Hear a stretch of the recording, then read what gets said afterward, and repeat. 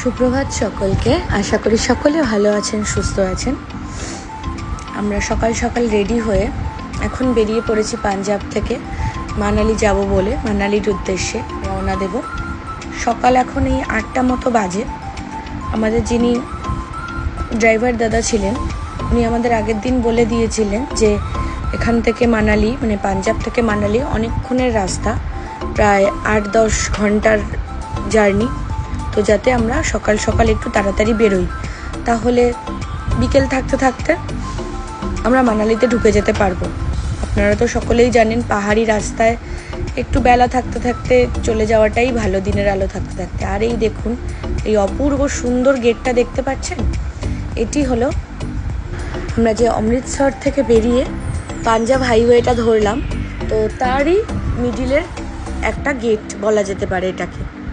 এত সুন্দর করে বানানো রয়েছে, মানে ওটা পেরোনো মানে আমরা অমৃতসর থেকে বেরিয়ে গেলাম। আর খানিকটা দূর এগিয়ে এই এখন 2টো মতন বাজে, 1:30-2 হবে। তো এখানে দাঁড়ানো হলো, আমরা একটু লাঞ্চ করে নেব। আমাদের সকালেরই ভীষণ খিদে পেয়ে গেছে, যেহেতু অত সকালে বেরিয়েছি, তেমনভাবে কেউই কিছু খাইনি। দেখুন, এটা একটা ধাবা। তো ধাবাটার বাইরেটা ভীষণই সুন্দর লাগছে, পরিবেশটা দেখতেও বেশ সুন্দর ছিল। আমরা আর ভেতরে ঢুকিনি, বললাম বাইরেই বসবো। আর পাঞ্জাব ছেড়ে দিচ্ছি, দিয়ে মানালি ঢুকবো, তার আগে একটু লস্যি না খেলে হয়? এখানের লস্যির সাথে তো কোথাকার লস্যিরই তুলনা হবে না। আর আমরা নিয়েছিলাম একটু স্টার্টারের জন্য ওই KFCর মতন ক্রিসপি চিকেন, আর একটু এগ ফ্রাইড রাইস আর চিলি চিকেন। কিন্তু খাবারগুলো একদমই ভালো ছিল না। লস্যিটা ভালোই ছিল, খাবারগুলোর একদমই টেস্ট ছিল না। খেয়ে দিয়ে আবার রওনা দিয়ে দিলাম রাস্তার উদ্দেশ্যে মানালি যাওয়ার জন্য। দেখুন শুধু রাস্তার ভিউটা, আমি জানি না ফোনে কতটা আমি বোঝাতে পারছি আপনাদেরকে, কিন্তু সামনে থেকে এর দৃশ্য কিছু অন্যরকমই ছিল। আর যেরকম আকাশের কালার, আর আজকের ওয়েদারটা এতটা ভালো ছিল, একটা হালকা রোদ, অতিরিক্ত গরমও না, আর মিষ্টি একটা ঠান্ডা ঠান্ডা ভাব, ভীষণ সুন্দর। আর এই হলো ফার্স্ট টানেল শুরু আমাদের, মানে পাঞ্জাব থেকে মানালি যাওয়ার পথে কম করে 10 থেকে 12টা টানেল পড়বে।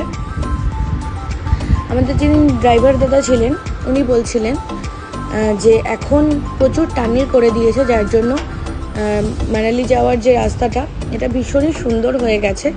একদম মানে আপনি বুঝতেই পারবেন না যে আপনি পাহাড়ে গাড়ি চালাচ্ছেন না সমতলে।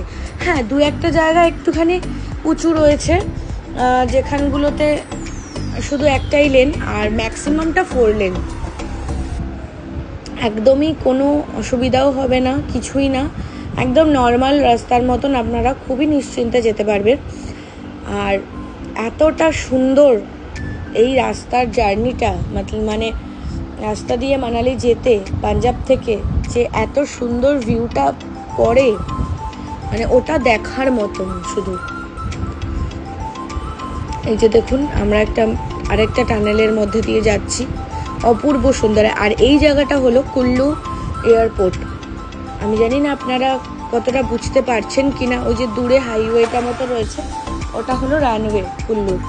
অলমোস্ট আমরা মানালির কাছাকাছি চলে এসেছি। ওই যে দেখছেন তুষার ঘেরা পাহাড়টাকে। আমরা নেমে পড়েছি আমাদের হোটেলে, চলে এসেছি। দ্য অ্যালোরি গ্র্যান্ড আমাদের হোটেলের নাম ছিল। আর আমাদের হোটেলটা ছিল সত্যি ভীষণ সুন্দর। আমি ফটোতে বা ভিডিওজে দেখে এটাকে বুক করেছিলাম নেটের থেকে। তো মনে মনে আমি যা আশা করে এসেছিলাম তার থেকে সত্যি কথা বলতে অনেকই বেশি কিছু আমি পেয়েছি হোটেলটায় এসে। এখানের আশেপাশের অপূর্ব দৃশ্য আর ওনাদের স্টাফদের অপূর্ব ব্যবহার, প্রত্যেকের ভীষণই পোলাইট বিহেভিয়ার, ওনাদের খুবই ভালো সবটাই। একদম নিট অ্যান্ড ক্লিন, একটা ওয়েল ডেকোরেটেড প্রপার্টি। আপনাদের ভেতরটা দেখাই, রুমের ভেতরটা যথেষ্ট বড় একটা রুম। এখানে আরামসে আপনারা 3জন অ্যাডাল্ট আর 1জন বাচ্চা থাকলে তার হয়ে যাবে। বেডটা যথেষ্ট বড় ছিল। আর আমাদের ব্যালকনির সাইডে বসার জন্য দেখতেই পাচ্ছেন আপনারা একটা সোফাও দেওয়া হয়েছিল, আর সোফাটাও যথেষ্ট বড় ছিল, ওখানেও একজন অ্যাডাল্ট আরামসে তার হয়ে যাবে। আর এই দেখুন ব্যালকনিটা, একদম পাহাড়ের সাইডের ভিউ আমাদের। রাত্রেবেলা আপনারা হয়তো বুঝতে পারছেন না, সকালবেলা আপনাদের দেখাবো বাইরেটা অপূর্ব সুন্দর লাগছিল। আর এইখানটা একটা আলমারি দিয়েছেন ওনারা আপনাদের জামা কাপড়, সুটকেস এগুলো রাখার জন্য। আর এই পাশটা দিয়েছে একটা লকার, মানে আপনাদের কাছে যদি মূল্যবান কিছু থাকে, টাকা পয়সা বা অর্নামেন্টস, সেগুলো আপনারা ওখানে সুরক্ষিতভাবে রাখতে পারবেন। আর এই দেখুন বাথরুমটাও যথেষ্ট বড়, একদম নিট অ্যান্ড ক্লিন, আর সমস্ত কিছু ফেসিলিটিস রয়েছে বাথরুমের মধ্যে।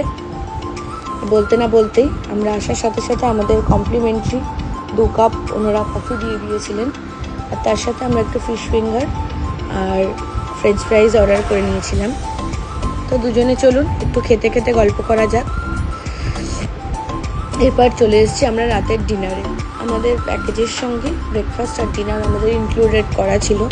প্রচুর কিছু আইটেম ছিল, প্রত্যেকটা দিনই প্রচুর কিছু আইটেম ওনারা রেখেছেন। আর একদমই আজকের যেগুলো রয়েছে কালকেও সেম আইটেম থাকবে তা নয়, ওনারা কিন্তু চেষ্টা করেছেন যে যথেষ্ট ঘুরিয়ে ফিরিয়ে যাতে একঘেয়ে না লাগে আপনার। আমি একটু নিয়ে নিয়েছি বাটার চিকেন, আর ওপাশে রয়েছে মাছ, আর এটা হচ্ছে হট গোলাপ জামুন, আর এখানে পেস্ট্রি রয়েছে ডেজার্টের জন্য। এই যে দেখুন, আমি নিয়েছিলাম একটুখানি রাইস, একটুখানি পোলাও, চিকেন আর স্যালাড। আর এটা রয়েছে চিকেন স্যুপ, আর এটা রয়েছে টমেটো স্যুপ। তো আমি একটু চিকেন স্যুপ নিয়েছিলাম, টমেটো স্যুপ আমার খুব একটা ভালো লাগে না। আর তার সাথে সাথে আমি বুকিংয়ের সময়ই দেখেছিলাম এটা, যে ওনাদের সপ্তাহে 4 দিন করে লাইভ মিউজিকের ব্যবস্থা রয়েছেন। আর যে সিঙ্গাররা এসেছিলেন যথেষ্ট সুন্দর ওনারা গাইছিলেন, খুবই ভালো লাগছিল। আমি কপিরাইটের জন্য দিতে পারলাম না। তো আমাদের তো সন্ধ্যাটা ভীষণই ভালো কেটেছে। চলুন দেখা হবে নেক্সট আরেকটি ভিডিওতে। ততক্ষণের জন্য সকলে ভালো থাকবেন, সুস্থ থাকবেন। আবার দেখা হবে খুব শিগগিরই। আর অবশ্যই কমেন্টে জানাবেন কেমন লাগলো আপনাদের ভিডিওটা। টাটা।